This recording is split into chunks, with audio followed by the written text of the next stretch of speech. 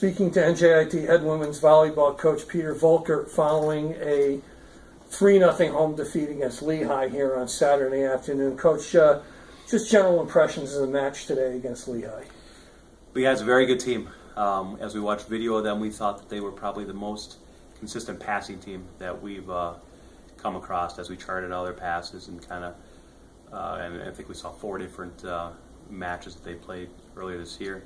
You know, when you kind of rate the passing on a scale of 3, so that all their passes came up 2s and 3s for the most part, and certainly a very strong passing team. And when you get pass as good as they can, you're able to stay in system and run a good offense. And we certainly we saw that happen today.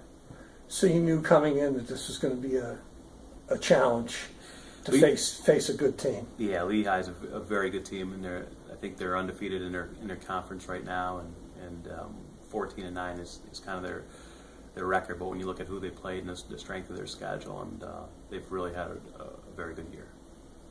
One of the things that we were talking before we go on camera here is that the Lehigh coach, Bob Bertucci, is a veteran coach who won in previous places before taking over the Lehigh job. In particular, he was the coach at Temple and had a very strong program there, and you coached against them when you were the head coach at Fordham. And one of the things that occurred to me is that when he went into Lehigh, he had a history of success in faith in his own system and teaching and so forth. And I think there's probably some parallels with you. You've had a lot of success at coaching at Pace and Manhattan and Fordham. Do you see that? I mean, how do you draw from that? I mean, you look at Lehigh; it's a strong academic school that he's been able to put his system in for a few years and now finding success. Do you think about something like that in terms of what you're doing here at NJIT? Yep. As far as Coach Bertucci, we've coached against each other probably close to 20 years now. In fact, going back further, he started. He was at the men's program at Rutgers, and I was at the men's program at Concordia. So as I said, we had about a year, maybe 2 years that overlapped in men's volleyball, and then kind of switching over to the women. He's certainly been on some of the wrong sides of some tough matches with him, and I said something earlier about in 2002 when we played when I was at Manhattan College. Our last game of the year was against Temple in a very tough, close match. And then a week or so later, when we made the NCAA tournament, after the selection show, we actually drew Temple in the first round of the tournament down at Penn State, and in a great match where at Manhattan we won game 1, and then they came back and won games 2, 3, and 4 there in a very close match. But that particular Temple team was ranked 25th in the country, and they went on the next night to beat Penn State, who was the seeded team hosting, and they ended up going to the Sweet 16. So Bob has certainly had some fantastic teams, both in men's volleyball and women's volleyball, and every program that he's been at, he has been able to make very successful.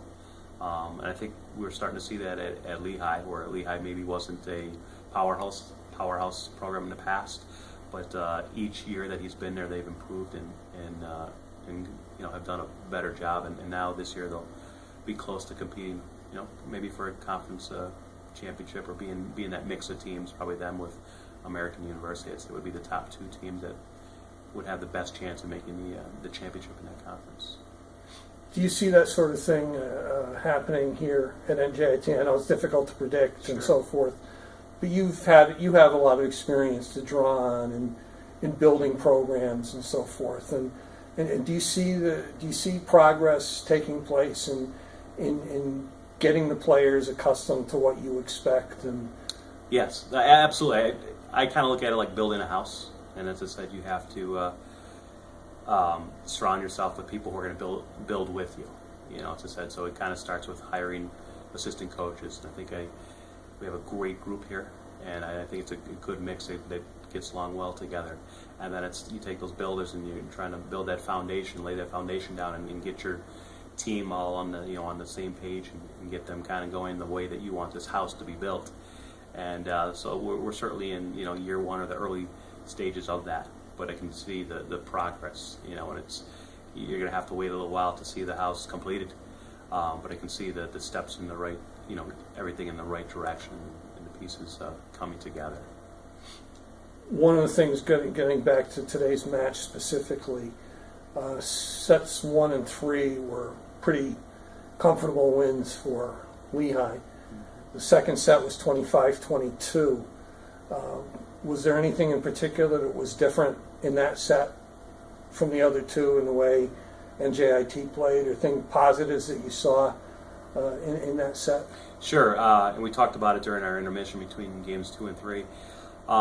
Serving, we served a little more aggressively, and hitting, I'd say the same thing.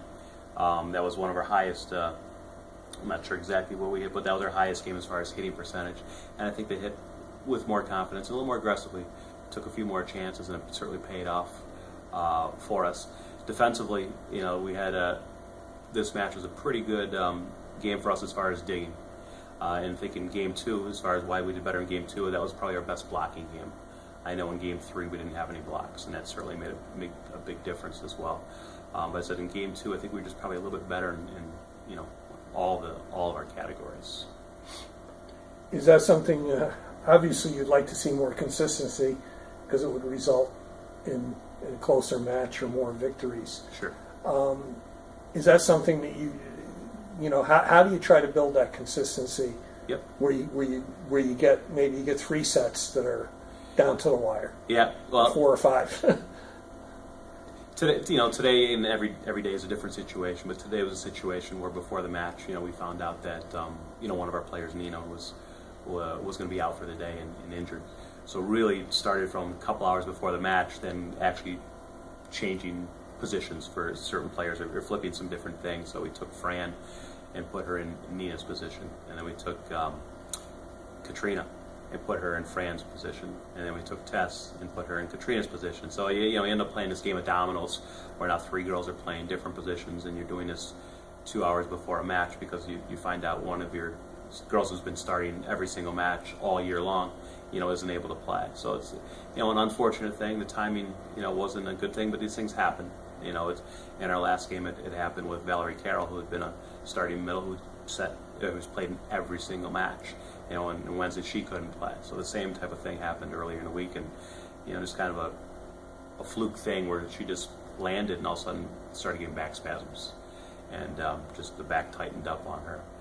So it's so we've had, I guess, kind of 2 fluke things that happened this week, which then moments before a game or within a couple hours of the game changes what we do, and so that hard as far as being consistent this week, it was certainly a tough week to do this.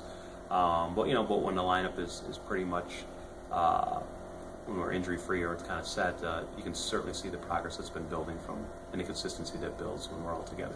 Okay. Well, thanks very much, and good luck, and we'll Thank you. hopefully be speaking to you soon after a victory. Sounds good. Okay. Thanks Thank a lot. you.